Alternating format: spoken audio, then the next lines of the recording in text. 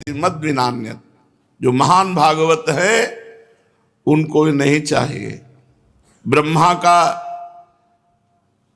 जो परम पद परमेष्ठी पद है, इंद्र का जो पद है, संपूर्ण पृथ्वी का सार्वभौम पद है, पाताल आदि लोकों का राज्य, योग की समस्त सिद्धियां और मोक्ष की अभिलाषा भी भगवत प्रेमी महात्मा नहीं चाहते।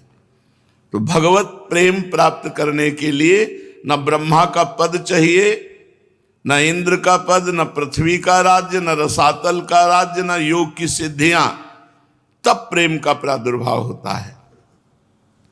जब बहुत ध्यान से सुनना, जब चित्त से सब कर्म केवल भगवान के अर्पित करने के लिए किया जाता है तो संसार से नित्य वियोग हो जाता है।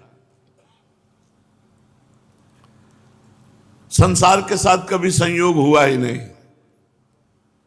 ये शरीर, ये संबंध सब स्वाप्निक हैं, चिरस्थायी नहीं है कोई, न पहले न बाद में, बीच में जो है वो नहीं है।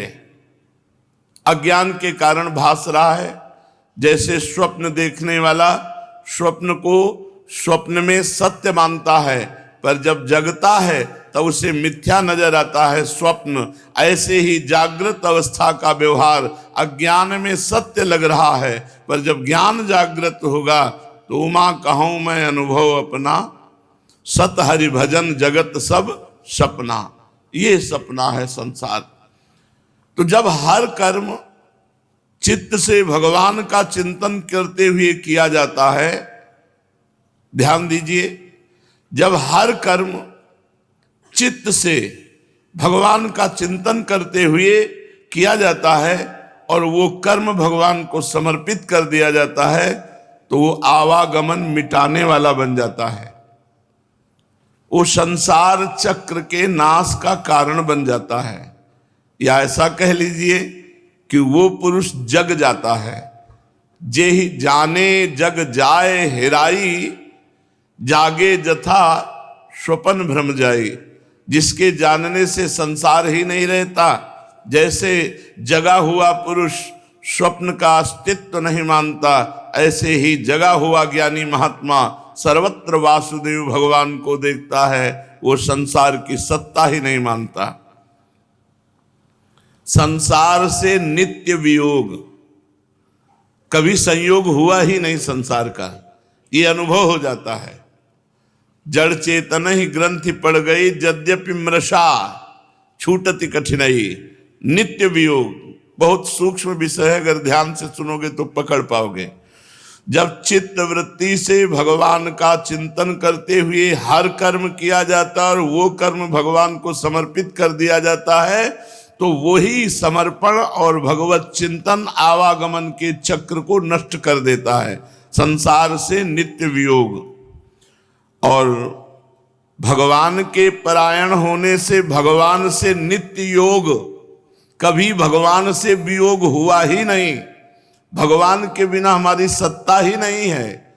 तो भगवान से कभी जो वियोग नहीं हुआ, जो निरंतर भगवान का नाम जप करता है, भगवान की लीला कथा सुनता है, भगवान के परायण रहता है, उसे भगवान का नित्य योग प्राप्त हो जाता है। यहीं से प्रेम प्रकट होता है।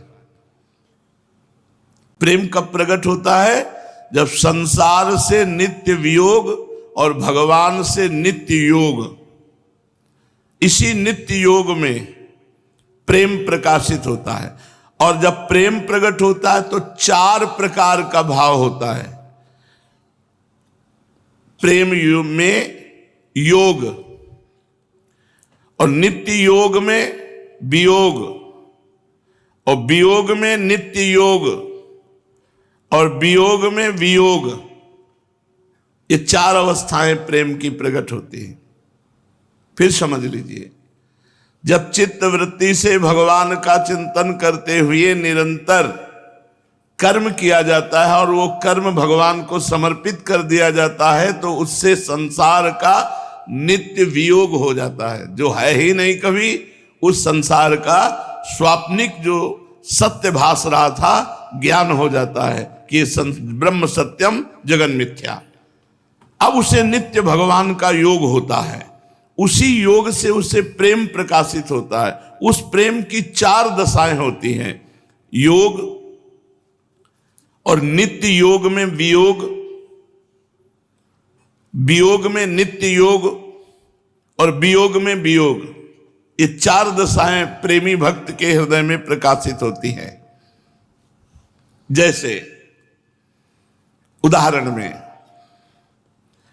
प्रिया और प्रीतम का परस्पर मिलन होता है, तो क्या ये बिछुड़े थे क्या? तो नित्य योग में योग, प्रिया प्रीतम का कभी बिछो नहीं होता, तन मन सो बिछुरे नहीं, पर चाह बढ़े दिन रैन।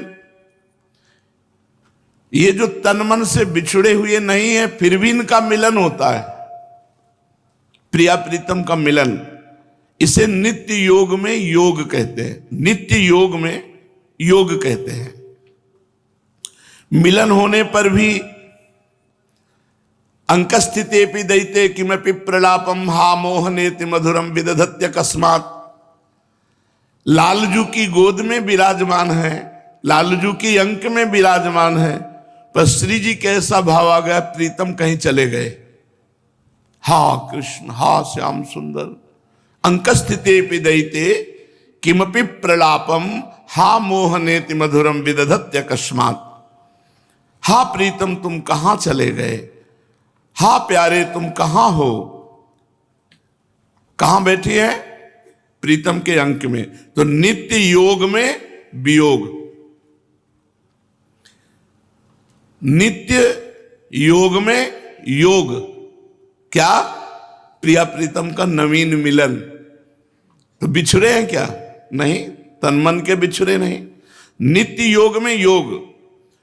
और गले से लगी हुई अंक में और एकदम भाव प्रेम वैचित्र दशाई की प्रीतम कहीं चले गए और पुकार उठी, हा प्यारे, हा प्यारे। ऐसे ही किशोरी जी के समीप में एकदम भाव दशा बदली, हा राधा राधिका पुकारत निरख मदन गज ढाल। हा राधा क्वासी क्वासी वृषभानु नंदनी बिलपत विपिन धीर। नित्य योग में वियोग। पहला नित्य योग में योग, फिर दूसरा नित्य योग में वियोग। एक दूसरे से मिले हुए भी प्रेम वैचित्र दशा में एक दूसरे के बिछुड़ जाने का भय, बिछुड़ जाने का भाव और पुकार उठना, हा किशोरी, हा राधा, हा वृषभानु नंदिनी, या हा श्याम सुंदर, हा कृष्ण। ऐसा श्याम सुंदर सामने नहीं दिखाई दिए, गाढ़ चिंतन उनका हो रहा है, मन में वो समाये हुए हैं, मन में वो समाये हुए हैं, पर वो पास नहीं दिखाई दे रहे। नहीं, तो वियोग में नित्य योग, वियोग सामने है, नहीं दिखाई नहीं दे रहे, पर भाव में श्याम सुंदर समाये हुए हैं। तो वियोग में नित्य योग। प्रभु विराजमान है और ऐसा दिखाई दिया कि प्रियाजू नहीं है। बहुत समय व्यतीत हो गया, प्रियाजू नहीं मिल रही, क्या करूं, कहां जाऊं, विकल हो गए। चले किन मानिन कुंज कुटीर, तो बिन कुंवर कोटि बनिता जुत मथत मदन की पीर। चले किन मानिन कुंज कुटीर। ये नित्य वियोग में वियोग, नित्य वियोग में वियोग। मन में प्रभु विराजमान है और प्रभु की उपस्थिति रही, तो नित्य वियोग में योग। और मन में भी ऐसा आ गया कि प्रभु दूर है या प्रियाजू दूर है और तन से भी दूर हैं, ऐसा भाव एकदम भर गया। तो वियोग में, नित्य वियोग में वियोग, वियोग में वियोग, ये 4 प्रेम की दशाएं प्रकट होती हैं।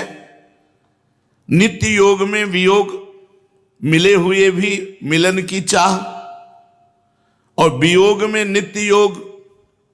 ऐसा प्रतीत हो रहा है कि वो कहीं दूर चले गए हैं उन्हीं के समीप।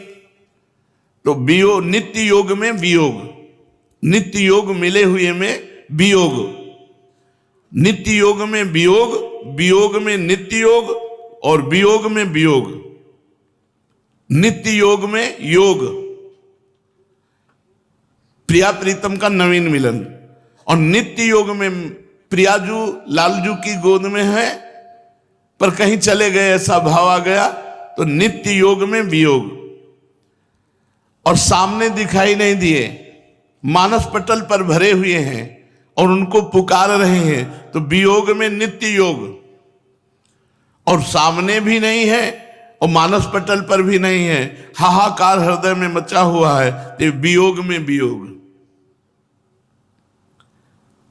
वास्तव में कोई भी एक अवस्था ऐसी चारों में नहीं जिसमें प्रभु का सानिध्य अनुभव न हो रहा हो। नित्य योग का ज्यों का त्यों बना रहता है, इसलिए हर समय वो भगवदाकार वृत्ति रहती है प्रेमी की। चाहे वो नित्य योग में योग हो, या नित्य योग में वियोग हो, या नित्य वियोग में वियोग हो, उसे हर समय भगवदाकार वृत्ति बनी रहती है। कभी वियोग वास्तविक होता ही नहीं है, प्रेमी का होने की संभावना भी नहीं है। इसे प्रेम कहते हैं। प्रेम में प्रेमी और प्रेमास्पद दो नहीं रह जाते, अभिन्न हो जाते हैं। भिन्नता कभी हो ही नहीं सकती। प्रेम का आदान प्रदान करने के लिए भक्त और भगवान दो दिखाई देते हैं, नहीं तो एक ही हो जाता है।